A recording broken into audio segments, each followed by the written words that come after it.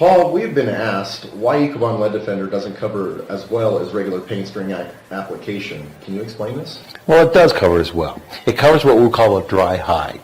Now, what a dry hide is, when you have a higher PVC product, that it takes its coverage during the drying process. See, some paints, they give you what we call a wet hide, meaning that as you're rolling the paint on or applying it onto the surface, that it gives you the coverage. Well, ECOBOND doesn't do that. It needs to be put on at the application levels that it's recommended at, and then as it dries, you'll see the coverage will happen. So you've basically got to let it dry before you see it do its job perfectly. Gotcha. So dry hide is not necessarily a bad thing within paint products, and anyone painting should not be alarmed with this or troubled by the wet coating. Oh, no. It's just you have to understand that it is a dry hide product, so you don't over-apply it as you're putting it on. You just put it on at the recommended levels, and it will do its job the way it's supposed to do it, and dry and give you good coverage.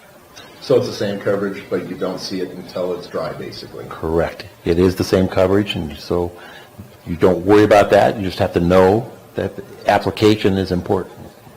Would this affect the coverage rate of the wet film? It will not affect the coverage rate.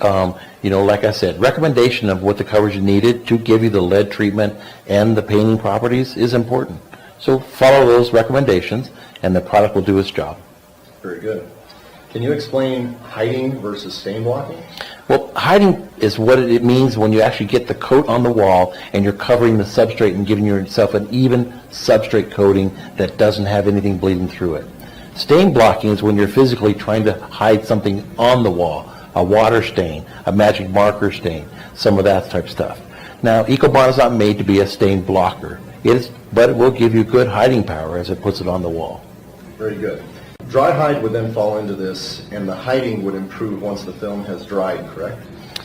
Yes, it does. Now, how this works is that when you have a high PVC product, that means you have a higher pigment volume concentration. And so some paints, they have a higher resin concentration or higher vehicle concentration, and that's what gives you more of the wet hide. Well, when you get into a higher pigment volume concentration, the product has to get, the pigments have to kind of line up, and they have to get themselves into their lined up pattern so that they give you the hiding power as they're lining up. Well, it takes some time to line up, and they do that through the drying process. And so that's why it's a time limit of letting it dry so that those pigments that we've trained to be in that paint will stack up and give you the hiding power that you need. And regular paints would pretty much stack up automatically through? Well, they're not having to stack up because they don't have as much of pigment in them. So due to the fact that they have the vehicle in them, that they are flowing out on the wall with that vehicle causing it in there. So it's just a different way of getting your hiding power.